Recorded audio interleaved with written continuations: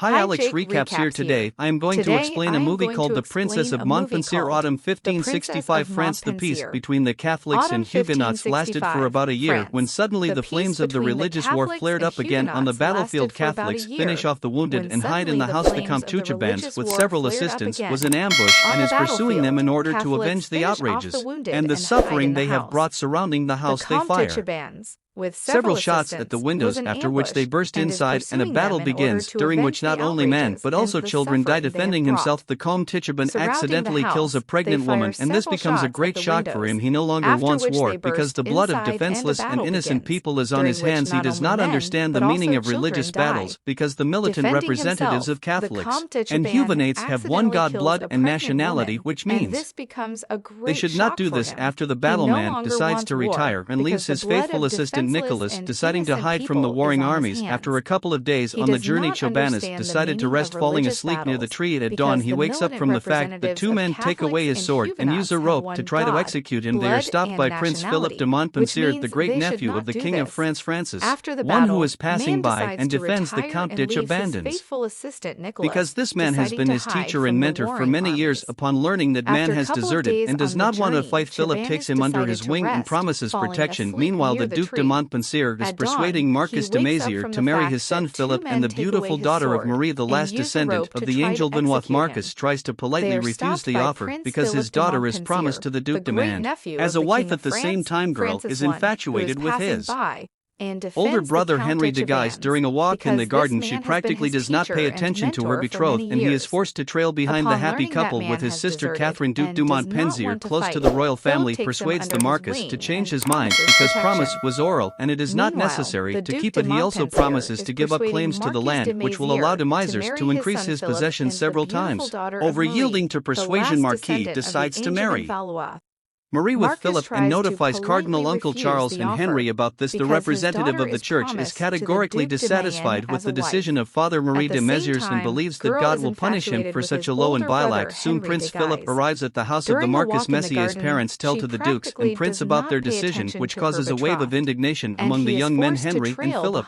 were close friends and helped each other more than once in battle, but now they are hostile, and the cause of this is heart affairs. Marie is also unhappy with her father's decision and refuses to marry, which makes Marquis angry, and he is ready to hit his own daughter. Mother restrains her angry husband and persuades girl to humbly accept marriage with the prince because love is not a grateful thing and it is better to live in abundance than to look for the sprite but sometimes terrible feeling. At night, Marie says goodbye to Henry as the next morning she marries Philip, becoming Princess de Montpensier. In the evening, servants prepare girl for her wedding night with her husband and help her with dressing clothes. As soon as the spouses go to bed, it is covered with a curtain, but many women remain in the room to wait for the results of their intimacy. Fathers are playing chess in the next room and looking forward to their children's wedding night. A few minutes later, Marie's mother brings out a dress with traces of blood, confirming that Philip became the first man for his wife. The next day, Prince and Princess de Montpensier go to a secluded castle away from the bloody battles. They are accompanied by the Comte de Chabannes. Girl immediately draws attention to the stately and educated man. During a forced stop, Count admits that he was blind and stupid fighting for the Huguenots, which makes Marquis angry, but they are stopped by the Duke of Anjou and promises to kill both if this happens again. In the Louvre, receiving with intrigues, Princess de Montpensier meets with the Queen surrounded by astrologers. Catherine is very educated and has unusual abilities. She sees that the girl's soul is torn apart because she needs to make a difficult choice between four men who are in love with her. Among them is a jealous husband, the Comte de Chabannes, the vain Duke of Guise, and the Duke of Anjou, who dreams of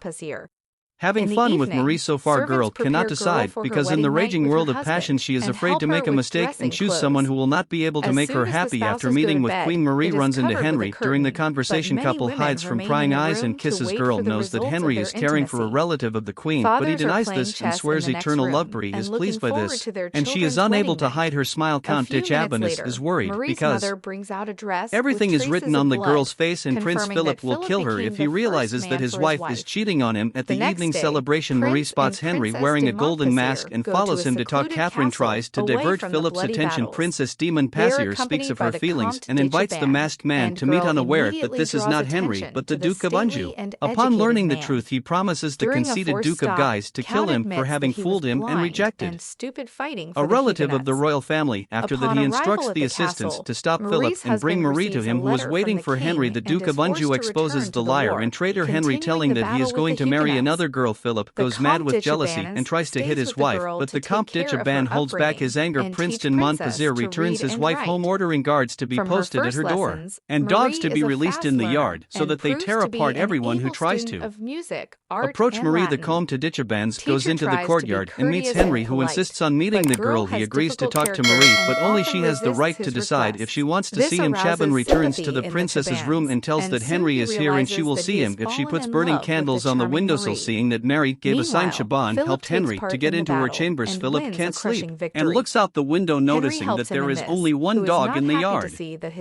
He orders servant to go out into the yard and see what happened. A couple of minutes later, it turns out that Henry killed the dog and entered the castle. Philip rushes to his wife's bedroom, but Chabannes gets there early, forcing Duke of Guise to hide. He defends Marie and says that they were alone. Philip, in a fit of jealousy, kicks out his mentor and promises that he will not spare him next time. Chabannes leaves house of the Prince de Montpensier forever, and Marie makes love with Henry, who is hiding in a secret room. The next day, Princess returns to the distant castle. Comte de Chabannes begins a miserable existence and gets a job as a groom. Having lost everything, he decides to confess his feelings to Marie and writes a farewell letter. A little later, the city is gripped by panic and horror as the Queen organized Bartholomew's Night, the night of the murder of heretics and dissidents. Chabannes tries to deliver a letter, but sees men ready to kill a pregnant woman. He protects her with his life and allows woman to escape, saving her unborn child. In the morning, Philip finds the lifeless body of the Comte de Chabannes and sincerely cries because of the loss of a mentor. Noticing a letter from him, he reads it and rushes to Marie to put an end to their relationship. Princess does not repent and leaves her husband dreaming of being with Henry. She comes to his house, but the Duke of Guise does not want to see Marie, as he is going to marry another girl. Fight for the girl's hand and heart was again for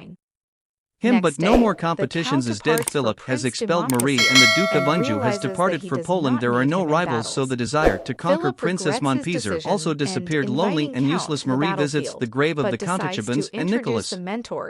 Upon arrival at the castle, Marie's husband receives a letter from the king and is forced to return to the war, continuing the battle with the Huguenots. The Comte de Chabannes stays with the girl to take care of her upbringing and teach Princess to read and write from her first lessons. Marie is a fast learner and proves to be an able student of music, art, and Latin. Teacher tries to be courteous and polite, but girl has difficult character and often resists his requests. This arouses sympathy in the Chabannes, and so he realizes that he has fallen in love with the charming Marie. Meanwhile, Philip takes part in the battle and wins a crushing victory. Henry helps him in this, who is not happy to see that his beloved girl is Philip's wife. Marie feels boring from being alone and sees how servants in the castle making love. This causes her vicious thoughts, and girl tries to get rid of them, considering it a sin. She shares this thoughts with Chabannes, and he convinces her that there is nothing wrong with this in defiling faith in God. A couple of days later, a merchant arrives at the castle selling cosmetics, perfumes, and jewelry. He also brought fresh news telling about the great exploits of Henry. The Comte de Chabannes notices Marie's interest and asks her to be careful, because old feelings can harm the princess's marriage. After the hunt, girl must divide the prey among the people, but she does not dare to do this because of the fear of blood. Chabannes helps butcher the boar and explains that one should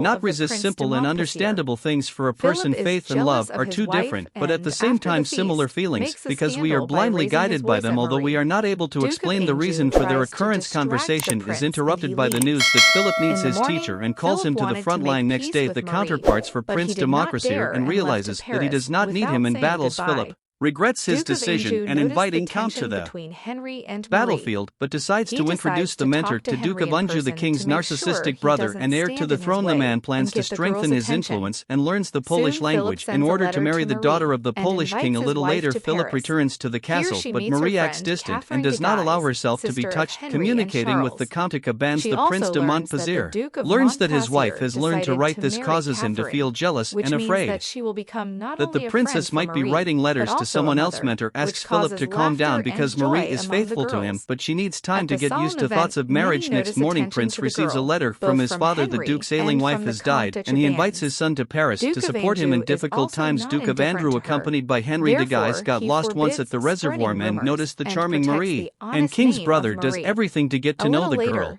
He invites her to Duke of Anjou is deprived in dreams of a girl who smiled at her. He showers Marie with compliments at the first meeting and during dinner at the castle of the Prince de Montpensier. Philip is jealous of his wife, and after the feast makes a scandal by raising his voice at Marie. Duke of Anjou tries to distract the prince, and he leaves in the morning. Philip wanted to make peace with Marie, but he did not dare and left to Paris. Without saying goodbye, Duke of Anjou noticed the tension between Henry and Marie. He decides to talk to Henry in person to make sure he doesn't stand in his way and get the girl's attention. Soon Philip sends a letter to Marie and invites his wife to Paris. Here she meets her friend Catherine de Guise, sister of Henry and Charles. She also learns that the Duke of Montpensier decided to marry Catherine, which means that she will become not only a friend for Marie but also a mother, which causes laughter and joy among the girls. At the salon event, many notice attention to the girl, both from Henry and from the Comte de Chabannes. Duke of Anjou is also not indifferent to her, therefore he forbids spreading rumors and protects the honest name of Marie. A little later he invites her to a meeting with his sister Queen Catherine in the waiting room. Girl crosses paths with Henry, and Philip notices this. In a fit of jealousy he challenges him to a duel to be held in the courtyard. Once on the street they fight for Marie.